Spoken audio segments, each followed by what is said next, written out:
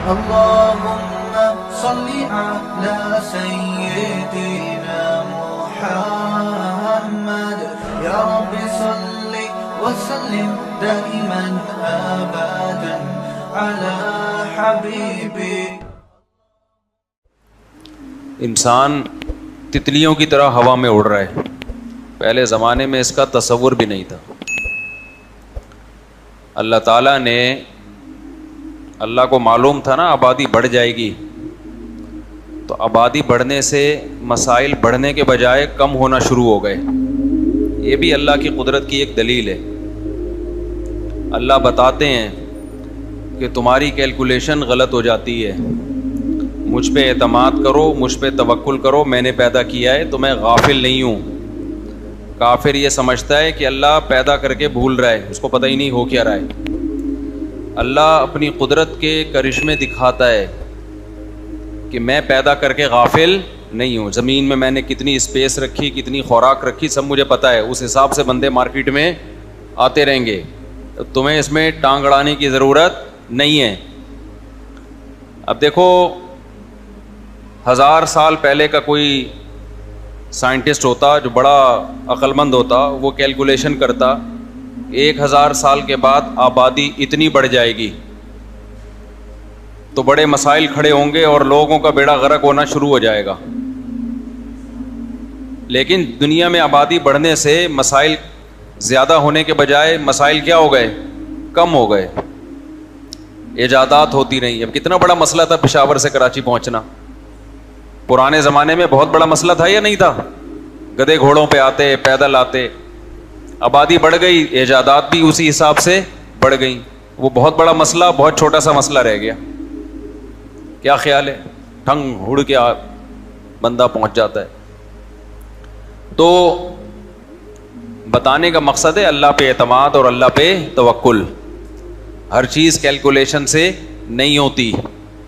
Calculator لے کے بیٹھے رہتے ہیں، اتنی آمدن، اتنے خرچے، اتنے بچے، اتنے بیگم، اتنے فلانا، اتنا ڈمکانا، اور ڈپریشن میں جاتے رہتے ہیں بیٹھ کے. تو اس لیے دنیا میں سکون اسی کو ملے گا جو اللہ کو یاد رکھے گا. یہ بھی قرآن جو ہم نے پڑھا ہے نا، اسی کا حاصل ہے. الا بذکر اللہ تطمئن القلوب. قرآن کہتا ہے اللہ کو یاد کرنے سے دلوں کو سکون ملتا ہے.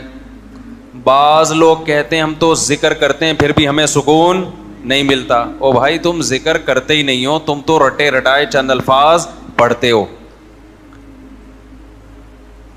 اللہ کو یاد کرنے کا مطلب کیا ہے؟ ذکر بھی اس میں داخل ہے، لیکن اصل مطلب کیا ہے؟ دیکھو اصل مطلب یہ ہے کہ آپ پہ کوئی کیس ہو گیا اور اب آپ کو خطرہ ہے کہ مجھ پہ کیس ہو گیا، میں عدالت میں جاؤں گا اور میری ایسی کی تیسی ہو جائے گی. جب آپ کو عدالت کے کٹہرے میں لے کے جا رہے ہوں، آپ خوشی میں ہوگے، ٹینشن میں ہوگے؟ ٹینشن میں. جج جب کچھ لکھ رہا ہوگا آپ کی ٹینشن بڑھ رہی ہوگی. لیکن جج کا فون آ گیا اور اس نے آپ کو پہلے بتا دیا میں تیرا چاچا ہوں، کرسی پہ بیٹھا ہوا ہوں، بے فکر رہے، تجھے کچھ ہونے والا نہیں ہے، ٹینشن نہیں لینا. یا میں تیرا ابا ہوں، فرض کر لو ابا آپ کے بیٹھے ہوئے ہیں عدالت کی کرسی پہ، پھر آپ ٹینشن فری. پاکستان کی بات کر رہا ہوں، ہر جگہ کی بات نہیں کر رہا. اور پاکستان میں بھی سارے جج ایک جیسے نہیں ہیں. ان ججوں کی بات کر رہا ہوں جو میرا بیان نہیں سنتے. بہت نالائق ہے نا، نہیں سن رہے بیان، پھر ان کو ہم جو مرضی بولیں ان کو. اور جو اس وقت میری اسپیچ یہ والا کلپ سن رہے ہیں تو وہ اس کی ہم بات ہی نہیں کر رہے، وہ تو سن رہے ہیں. تو جج صاحب بیٹھے ہوئے ہیں، وہ آپ کے کیا نکلے؟ آپ کو پہلے پتہ ہے میرے ابا ہیں. اب آپ ٹینشن فری. اب لوگ آپ سے کہیں گے کہ یار آپ کے اس اطمینان کی وجہ کیا ہے؟ آپ پہ اتنا بڑا کیس ہے اور اتنی خطرناک سزا ہو سکتی ہے آپ کو، لیکن آپ کو تو ذرا بھی ٹینشن نہیں ہے. آپ کہو گے مجھے اپنے ابا کو یاد کرنے سے سکون ملتا ہے.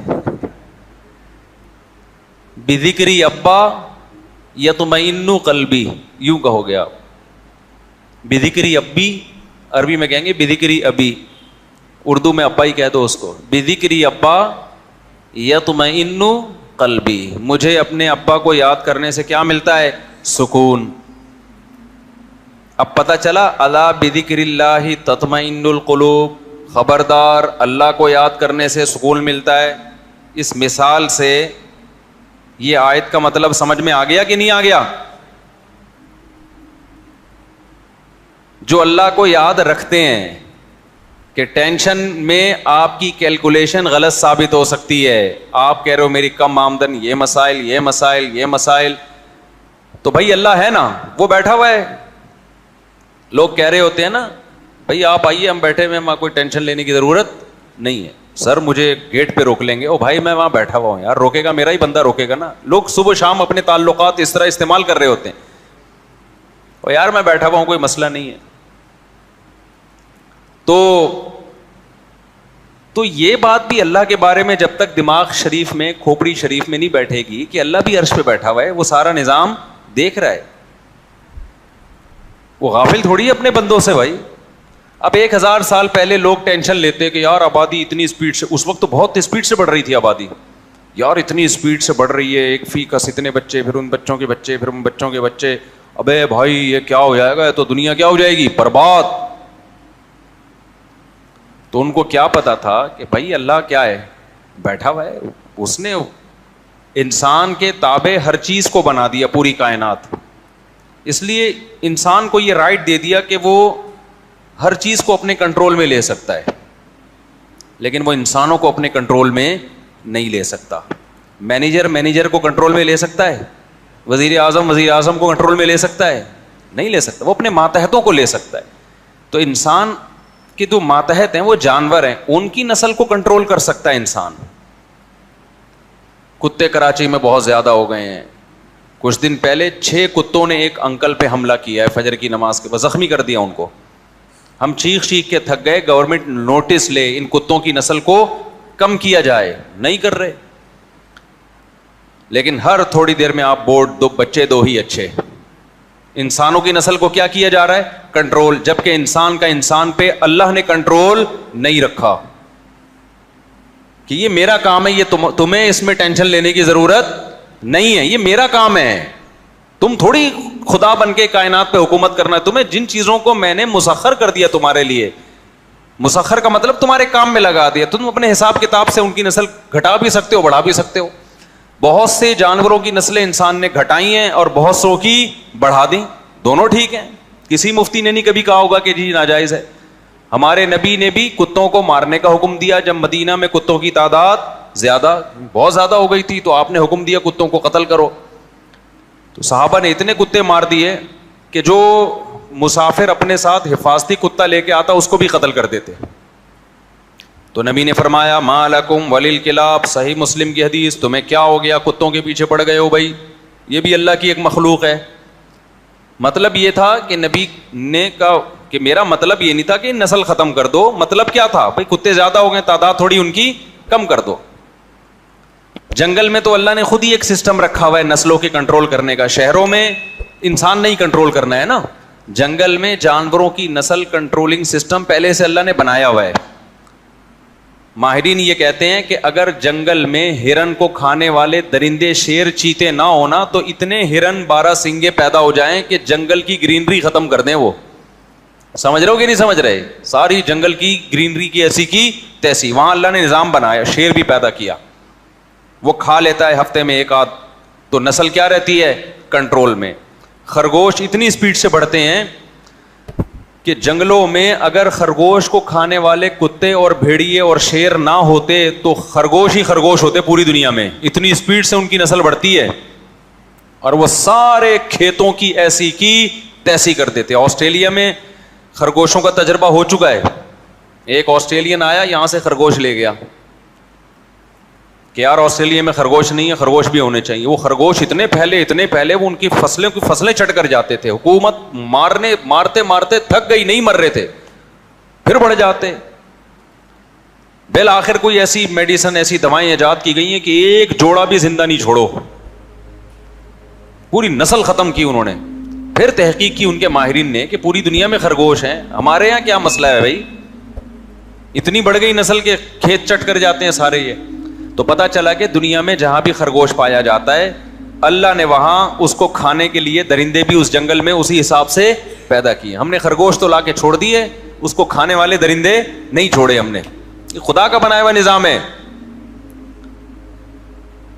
مچھلیوں کو دیکھ لو آپ, یہ میں بتا رہا ہوں آپ کو توکل, اللہ پہ اعتماد اور توکل سمجھا رہا ہوں آپ کو. مجھے خرگوش اور گدھے گھوڑے کی مثال سے کیا سمجھانا ہے بھائی, لیکن مقصد بتانے کا یہ ہے کہ جس نے کائنات کو بنایا وہ غافل نہیں ہے. اور ہم لبرل ہو گئے ہیں, ایسے لبرل ہو گئے ہیں کہ بس بالکل اس سے غافل ہو گئے کہ خدا تو ہے ہی نہیں ہے, سب کچھ ہم نے ہی کرنا ہے. سمجھتے ہو کہ نہیں سمجھتے ہو؟ اب آپ دیکھ لو مچھلیوں میں جن جانوروں کی نسل بہت اسپیڈ سے بڑھتی ہے, ان جانوروں میں اللہ نے ماں کی ممتا رکھی نہیں ہے. کیوں؟ پیدا اتنے ہو رہے ہیں, اگر اماں ان کو پالے گی وہ تو سارے بچ جائیں گے. اب مچھلی ایک ایک ٹائم پہ ہزاروں انڈے دیتی ہے. ہم لوگ گن پوائنٹ پہ بھی فارمی مرغی سے اتنے انڈے اب تک نہیں نکلوا پائے ہیں جتنی مچھلیاں انڈے دیتی ہیں. ہزاروں انڈے دے گی. کیا کرتی ہے؟ انڈے دیتے ہی پہلے اپنے انڈے خود کھائے گی, پھر جب اس سے بچے نکلتے ہیں نا اپنے بچے کھانا شروع کر دیتی ہے. کیونکہ وہ ہزاروں اگر بچ گئے وہ تو نسل اتنی پھیلے گی, سمندر میں پاؤں رکھنے کی جگہ نہیں ہوگی بھائی. ان مچھلیوں کو خوراک کہاں سے ملے گی؟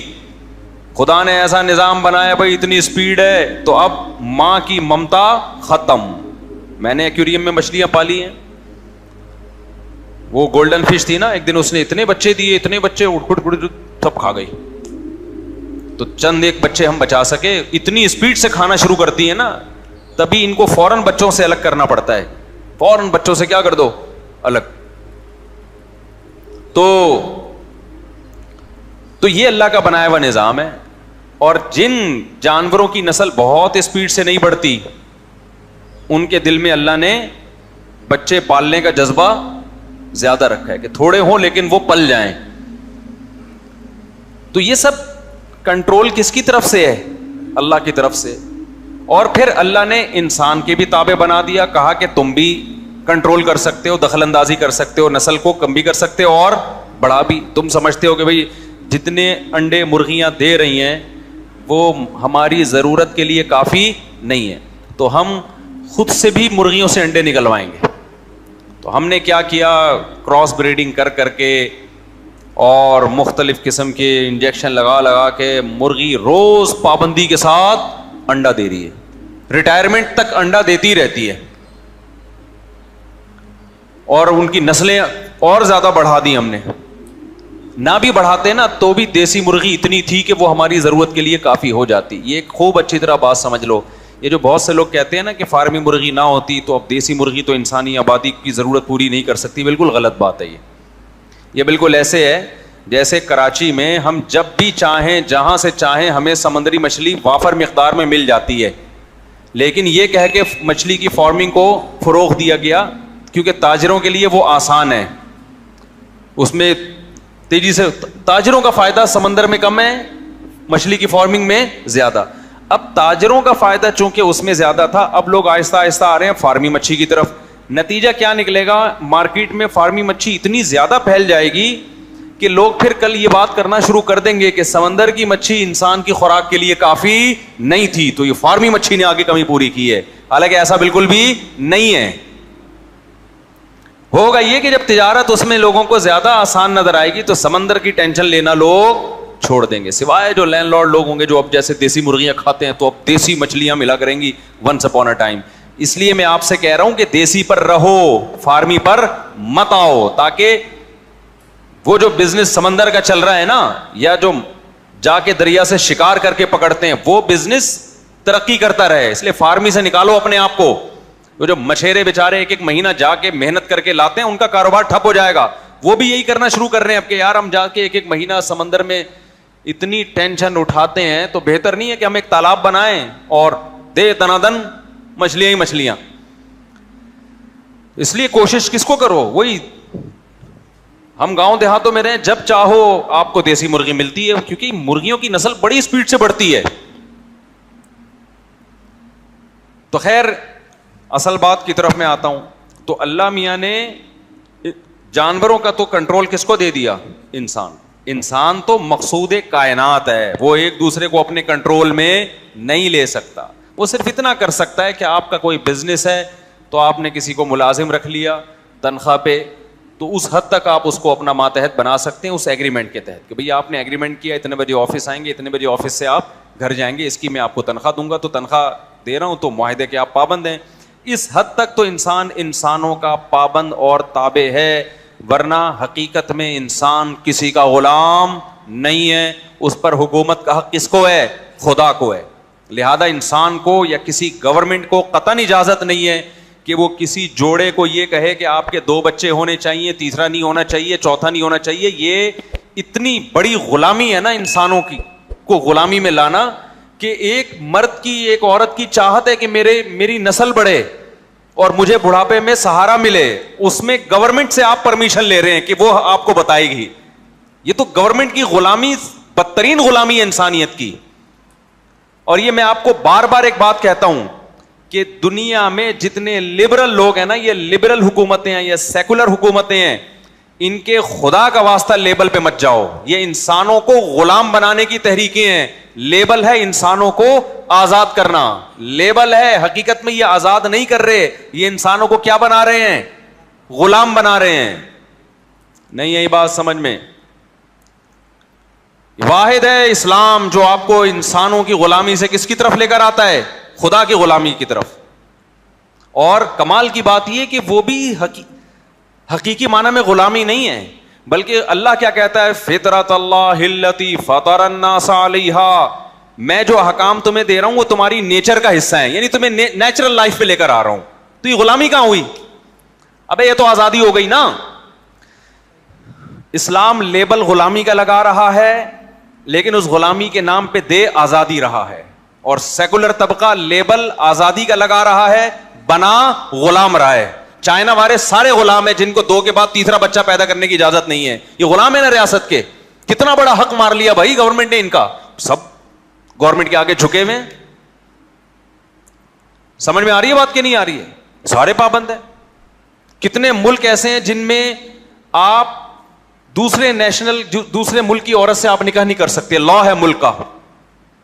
اسلام آپ کو اس غلامی سے کیا کرتا ہے؟ نکالتا ہے. پوری دنیا میں احل لکم ما وراء ذالکم, صحیح ہے نا, چند مخصوص عورتیں جو آپ کی محرم ہیں, محرم, ان کے علاوہ سب سے کیا کرو؟ نکاح کر سکتے ہو. تو غلام کون بنا رہا ہے آپ کو؟ ریاستیں بنا رہی ہیں, یہ لکیریں کھینچتی ملکوں کی, یہاں سے وہاں آپ نکاح نہیں کر سکتے. بہت سارے ملک ایسے ہیں, آپ کی نیشنلٹی کینسل اگر آپ نے فلاں ملک کی خاتون سے نکاح کر لیا, اگر فلاں ملک نے فلاں ملک سے کر لیا, تو وہ تو غلام بنا رہے ہیں آپ کو. اسلام کی جو پابندیاں ہیں نا, وہ پابندیاں ہیں جو انسان کو اچھا انسان بننے کے لیے ضروری ہیں. ریاستوں کی پابندیوں کی یہ نوعیت نہیں ہوتی. ریاستوں کی پابندی کی یہ نوعیت ہوتی ہے کہ اکنامکلی ہم ترقی کریں بس. اور لیبل بڑے اچھے اچھے لگائے جاتے ہیں. کتنے چائنا میں لوگ ایسے ہیں جنہوں نے ملک چھوڑا, ان کو زیادہ اولاد چاہیے تھی, انہوں نے کہا یار اس ملک میں رہ کے ہمیں اولاد نہیں مل سکتی. انہوں نے ملک چھوڑ کے ہجرت کر لی دوسرے ملکوں میں, اور دوسرے ملکوں میں جہاں گئے یورپ میں, تو وہاں جا کے انہوں نے نسل بڑھائی. آپ سمجھتے ہو چلو یورپ میں آزادی, وہ آزادی نہیں ہے بھائی, وہ بھی غلامی ہے. وہ غلامی اس لیے کہ انہوں نے جو آپ کو اجازت دی ہوئی ہے کہ 2 سے 4 آپ پیدا کر سکتے ہیں, وہ بھی اپنے مفاد میں دی ہوئی اجازت. جس دن ان کو لگا کہ اس سے ملک کو نقصان ہو سکتا ہے, یا نقصان نہیں لیکن ترقی میں نقصان تو آبادی بڑھنے سے ہوتا ہی نہیں ہے. معیشت بہت اوپر جانے کے بجائے جتنا ہم لے جانا چاہتے ہیں وہاں نہیں جائے گی, تو وہ بھی پابندی لگا دیں گے. سمجھ میں آ رہی ہے بات؟ تو آزادی تھوڑی ہے بھائی. اسلام میں آزادی ہے, آپ جتنی دولت کماؤ اللہ آپ سے نہیں پوچھے گا اگر آپ نے حرام طریقے سے نہیں کمائی. کسی سے چوری نہیں کیا آپ نے, سود ہے, جوا ہے, سٹا ہے, یہ جو غیر اخلاقی طریقے, جتنی مرضی کما لیا آپ نے, گورنمنٹ کو آپ بتا سکتے ہو؟ بولو نا. گورنمنٹ کو چاہے دنیا میں کوئی بھی کنٹری ہو, یہ آپ سمجھ لو, جو لوگ دنیا میں جس ملک کو اپنی دولت بتاتے ہیں نا, وہ پھر پورا ٹیکس دیتے ہیں, 40%, 50%. پھر کہتے ہیں ہم یہاں سیو ہیں. ابے آدھی تنخواہ دے کے تو سیو ہو گیا تو کون سا تیر مار لیا؟ سیو تو یہ ہوتا کہ 1 روپے بھی تیرا خرچ نہ ہوتا اور تو یہ سمجھتا کہ یہ سارا پیسہ میرا ہے, مجھ پہ کوئی ہاتھ اٹھانے والا, کوئی ٹیڑھی نگاہ دیکھنے والا نہیں ہے. گورنمنٹ میری محافظ ہے اللہ کے حکم کے مطابق, وہ میری حفاظت کر رہی ہے. حکومت کا کام کیا ہے؟ لوگوں کے مال کی حفاظت کرنا. جب گورنمنٹ نہیں آدھا ٹیکس لے لیا تو حفاظت کہاں کی؟ ابے نہیں آ رہی سمجھ میں. یہ ایسا ہی ہے جیسے محلے میں جب چھوٹے موٹے بدماش ہوتے ہیں نا, وہ پرس چھین لیا, وہ بٹوا چھین لیا, وہ فلانا چھین لیا, وہ یہاں سے چھین لیا. جب بڑا بدماش آتا ہے امن ہو جاتا ہے. آپ دیکھ لو بہت سے علاقے کراچی میں نام نہیں لوں گا کیونکہ میں ان بدماشی نہیں, دشمنی نہیں بول سکتا میں ان سے. کراچی میں بعض علاقے ایسے ہیں کہ جہاں چھوٹی موٹی چوریاں چکاریاں بہت تھیں. جب محلے کا بڑا بدماش آیا نا, اس نے علاقے میں امن قائم کر دیا, لوگ سکون میں آ گئے. کیوں قائم کیا؟ اس نے بولا جب ہم دادا ہے, ہم محلے کا بدماش ہے, تو ہر دکان اتنی پرچی باندھی اس نے کہ اتنا ہمیں بولو دے دیا کرو, اتنا ہمیں دے دو, باقی پھر کوئی تمہاری طرف آنکھ اٹھا کے دیکھے. تو لوگوں نے کہا چلو جو روزانہ ہمیں 10-50 روپے کے وہ جو ایک دینا پڑ رہا تھا, اس سے بہتر نہیں مہینے کے 1 لاکھ روپے باندھ دو, ٹھیک ہے نا, اس سے سکون تو ہو گیا نا. تو آپ نے کیا کرنا شروع کر دیا؟ دینا شروع کر دیا. پھر اس نے اپنا نام رکھ لیا کہ میں دنیا میں امن پھیلا رہا ہوں. آپ کہہ سکتے ہیں گورنمنٹ اس طرح نہیں کرتی, وہ ڈاکو تو اپنے لیے لے رہا ہے, حکومت تو پبلک کے لیے لیتی ہے. حکومت کس کے لیے لیتی ہے؟ پبلک پہ خرچ کرے گی. دیکھو ظلم کسے کہتے ہیں؟ 2 خرابیاں ہوتی ہیں سیکولر اسٹیٹس میں, 2 بڑی بڑی خرابیاں ہیں. نمبر 1, ان کے پاس ریزرو مال بہت سے بھی زیادہ ہوتا ہے.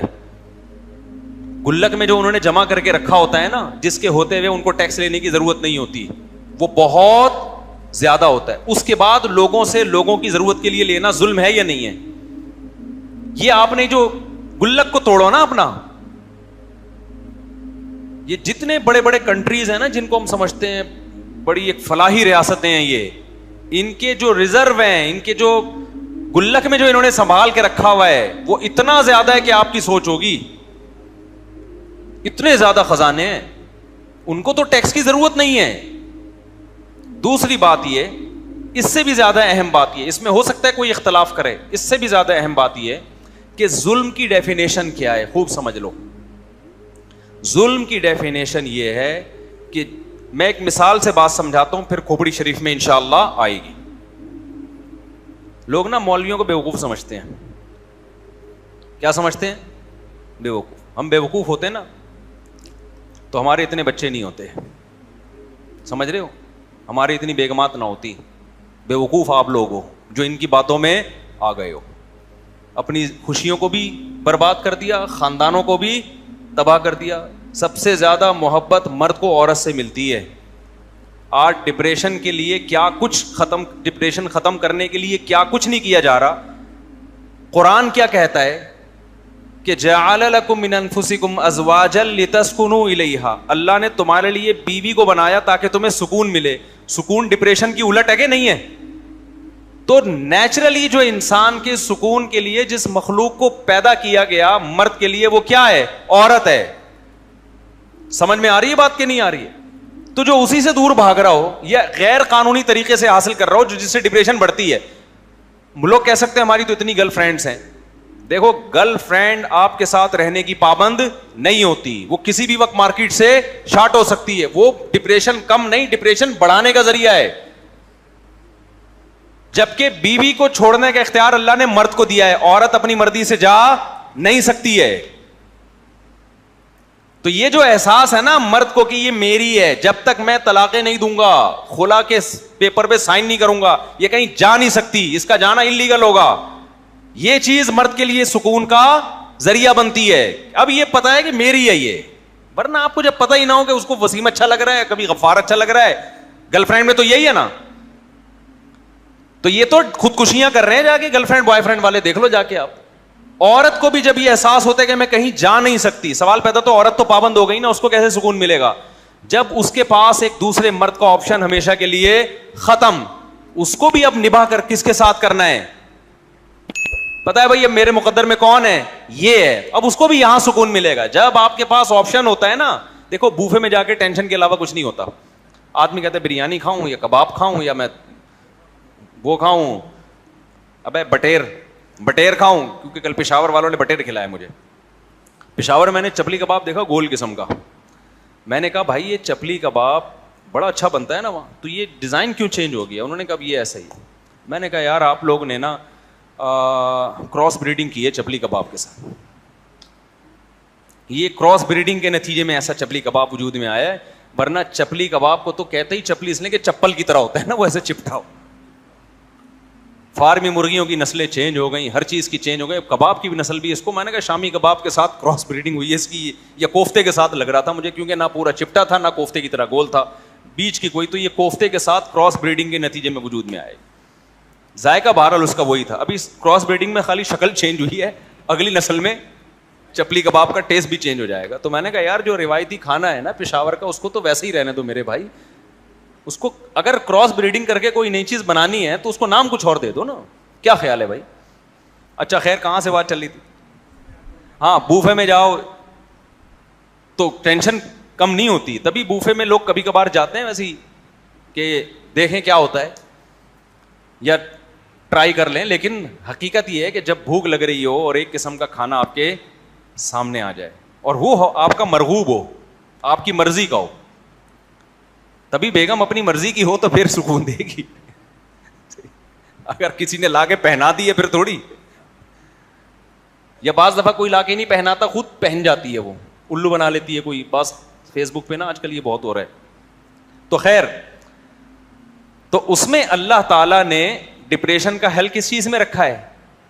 نکاح میں رکھا ہے. آدم علیہ السلام جنت میں ٹینشن میں تھے, تو یہ لبرل لوگوں کے پاس, بیچاروں کے پاس یہ آپشن نہیں ہے. ان کمبختوں کی 35 40 سال پڑھائی لکھائی میں عمر گزر جاتی ہے. یہ تو ڈپریشن کے پورے کنستر ہیں میرے بھائی. سمجھ میں آ رہی ہے بات کی نہیں آ رہی؟ خدا نے جو ڈپریشن دور کرنے کے لیے بیوی کو پیدا کیا تھا اس سے یہ دور رہتے ہیں, اور ڈپریشن بڑھانے والی چیزیں جس کو گرل فرینڈ کہا جاتا ہے اس سے یہ انجوائے کرتے ہیں. تو یہ تو میں تو اس پہ, یہ لوگ جب آتے ہیں نا میرے پاس کے ٹینشن, میں کہتا ہوں ابھی تو زندہ کیسے بھائی, تجھے تو مر جانا چاہیے. نیچر سے بغاوت کرنے والا کبھی سکون میں نہیں ہوتا. پھر انسان کو ایک ٹائم پہ اولاد چاہیے, بیٹے بیٹیاں چاہیے, وہ نہیں ملے وہ 100 دفعہ کہے گا کہ میں ٹینشن میں نہیں ہوں, لیکن حقیقت میں کیا ہوگا, وہ ٹینشن میں ہوگا. دیکھو ایک خاندانی بات کرتا ہوں, اللہ کرے سمجھ میں آ جائے. ڈپریشن یہ بڑی عجیب بیماری ہے, کسی نفسیاتی ڈاکٹر سے پوچھیں آپ, وہ بتائے گا آپ.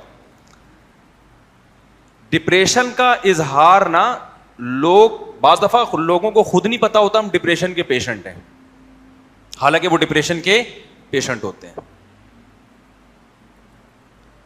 دیکھو بعض دفعہ انسان کو بخار ہوتا ہے لیکن وہ سمجھتا ہے کہ میں دھوپ کی وجہ سے میرا ماتھا گرم ہو رہا ہے. تھرما میٹر لگائیں گے تو پتہ چلے گا بھائی یہ دھوپ کی وجہ سے نہیں ہے, یہ ٹیمپریچر آپ کا اندر کا بڑھ گیا ہے. تو اسی طرح کسی سمجھدار کے پاس آپ بیٹھیں گے نا تو وہ آپ کو بتائے گا کہ یہ جو آپ کے اندر ایب نارملٹی ہے نا, بلا وجہ ہنس رہے ہیں, بلا وجہ اوور ایکٹنگ کر رہے ہیں, بلا وجہ مشہور ہونے کا شوق, ہر چیز میں ٹانگ اڑا رہے ہیں, آگے گھس رہے ہیں, یہ بھی بہت دفعہ, میں نہیں کہہ رہا ہمیشہ, بہت دفعہ ڈپریشن کی وجہ سے ہوتا ہے. جب انسان کسی ٹینشن میں ہوتا ہے تو ایب نارملٹی والی کیفیات ہوتی ہیں اس کی, وہ کچھ ہٹ کے کام کر رہا ہوتا ہے.